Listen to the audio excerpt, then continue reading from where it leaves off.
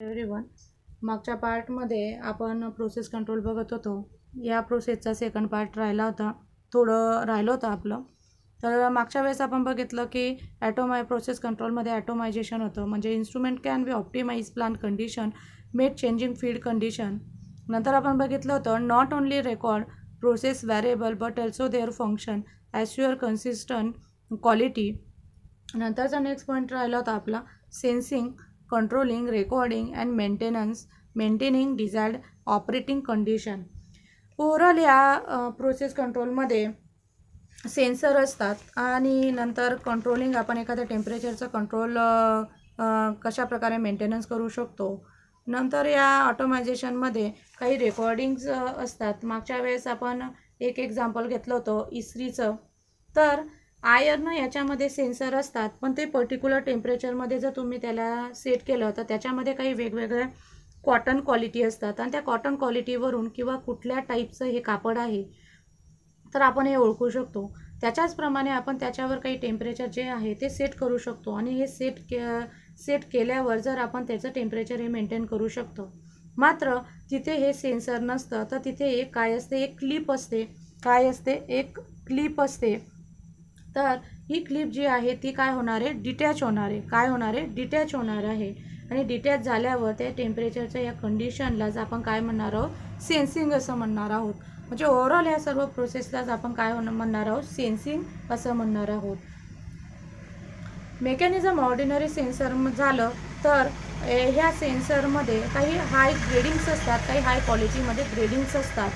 तर हाय क्वालिटीचे ग्रेडिंगचं आपण काय करणार आहोत, रेकॉर्डिंग करणार आहोत. आणि हे रेकॉर्डिंग थ्रू आउट ऑफ प्रोसेसमध्ये काही 5 तासाची ही प्रोसेस असते आणि ह्या 5 तासाच्या 5 तासाची प्रोसेस असते. आणि ह्या पूर्ण प्रोसेस जर आपण बनवली तर त्याच्यामध्ये काही सेन्स होणार असतात. तर ते सेन्सर असतात, काही टेम्परेचर असतात, टेम्परेचर सेन्स झालेलं असतं. म्हणजे समजा एखाद्या 60 डिग्री सेंटीग्रेडला एखादा कंट्रोल टेम्परेचर केलं तर त्याचा सगळा डिटेल्स रेकॉर्ड जो आहे तो ऑटोमायझेशनमध्ये असतो. म्हणजे ऑटोमायझेशन सेन्सिंगचं काय करते, रेकॉर्ड करते हे. आणि हे ऑटोमायझेशन हे सेन्सरसाठी रेकॉर्ड करण्याचं काम रोल प्ले करणार आहे. समजा 5 तासामध्ये जर ही एखादी पूर्ण सिस्टीम फ्लक्च्युएट होणार असेल तर त्या टेम्परेचरचं मेंटेनन्स झालेलं टेम्परेचर असेल तर ते सर्व रेकॉर्डला मेंटेनन्स ठेवायचं काम कोण करणार आहे, ऑटोमायझेशन करणार आहे. आणि ह्या ऑपरेशन मेकॅनिझममध्ये सर्वात लास्टचा जो पॉईंट होता तो डिझायर ऑपरेटिंग कंडिशन मेंटेनिंग. या ओव्हरऑल या प्रोसेस कंट्रोलमध्ये लास्टचा जो पॉईंट होता आपला, मेंटेनिंग डिझायर ऑपरेटिंग कंडिशन. म्हणजे ऑटोमायझेशनमध्ये मेंटेनन्सचं काय काम असतं, तर मेंटेनन्स हा एक फिजिकल डाटाचा फॉर्ममध्ये राहू शकतो. म्हणजे जी काही पूर्ण एक्सपेरिमेंटल प्रोसेस असते त्याला रेकॉर्ड करण्याचं काम कोण करतं, तर हे मेंटेनन्स ऑपरेशन करतं.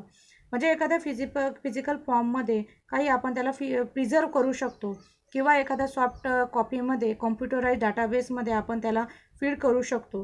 म्हणजे या ओव्हरऑल आपण या सर्व प्रोसेस बघितल्या. तर या प्रोसेस कंट्रोलमध्ये आपण बघत आहोत तर काही 2 प्रोसेस दिलेल्या आहेत. तर ह्या प्रोसेस कंट्रोल करतात. एक आहे पहिली कंटिन्युअस प्रोसेस आणि दुसरी आहे बॅच प्रोसेस.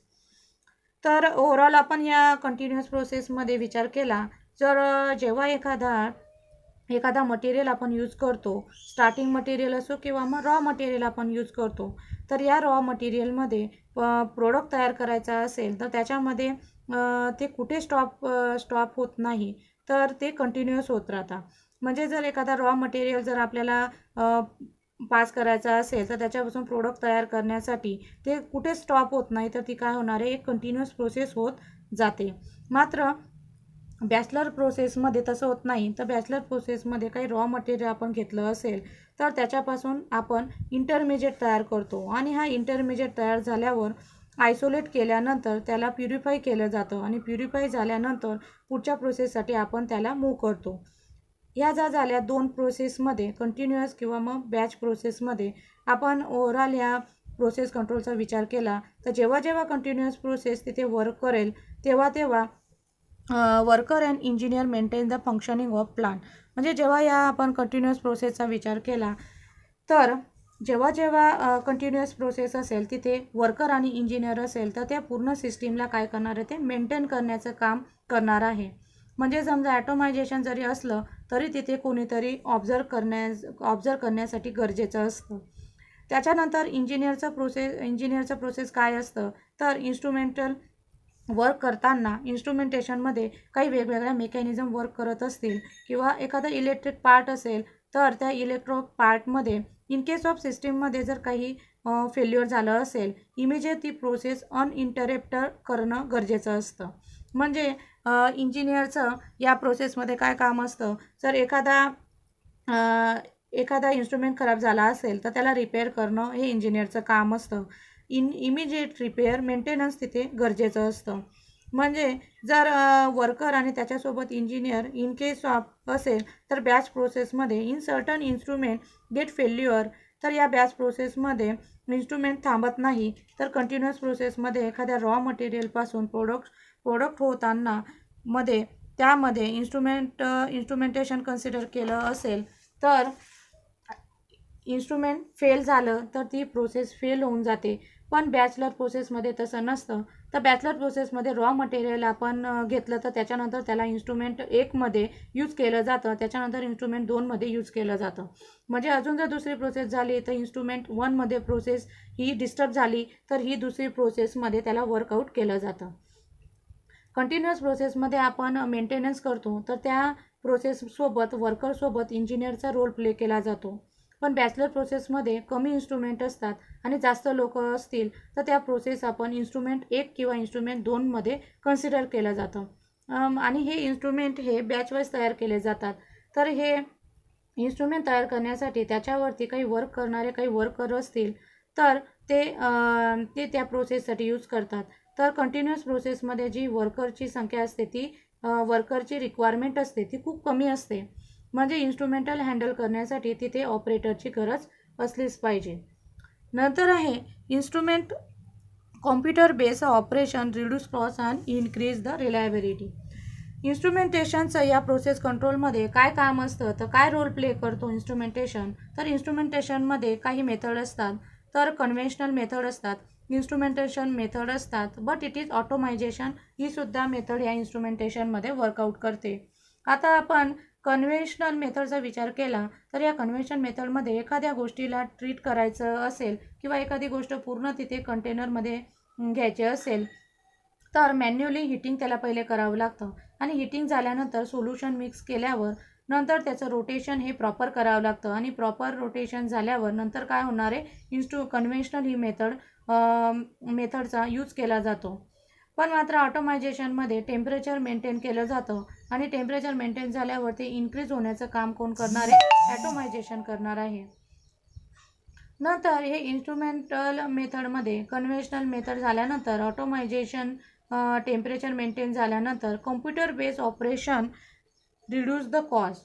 एखाद्या रॉ मटेरियलमध्ये ॲड होईल कॉम्प्युटर बेस्ड ऑपरेशन हे रॉ मटेरियल असेल तर त्याच्यामध्ये ॲड होईल आणि ॲड झाल्यावर इथल्या प्रोसेस सुरू होण्यासाठी आपल्याला कॉम्प्युटर बेसचा यूज करावा लागेल आणि ह्या एका प्रोग्राममध्ये आपण याला डिझाईन करू शकतो किंवा मग फिडिंगमध्ये कंप्लीट झाल्यावर त्याचे लेवलपर्यंत ते कंप्लीट झाल्यावर ती लेवल त्यापर्यंत जाऊन आपोआप त्याचं फिडिंगपर्यंत जाऊन त्यासोबत ते कट करेल आणि हे कट झाल्यावर करेल आणि हे काय प्रोसेस होणार आहे तर ही कॉस्ट रिड्यूस करणार आहे. त्यासोबत ही कॉस्ट काय होणार आहे रिड्यूस करणार आहे आणि त्यासोबत त्याची रिलायबिलिटी ही सुद्धा काय होणार आहे रिड्यूस होणार आहे. म्हणजे एखादं सोल्युशन असेल तर ते तेवढंच येणार आहे आणि कट होऊन ते हिटिंग प्रॉपर होणार आणि ह्या प्रोसेसलाच आपण काय म्हणणार आहोत रिलायबल इन्स्ट्रुमेंटल असं म्हणणार आहोत. रिलायबल इन्स्ट्रुमेंटल हँडल करताना बऱ्याच वेळा ॲक्सिडेंट होतात, काही हजार्डस होतात. तर अशा वेळेस कॉम्प्युटर ऑपरेशन असल्यावर इथे जर काही फेल्युअर असेल तर तो काही एक रिझन राहू शकतो.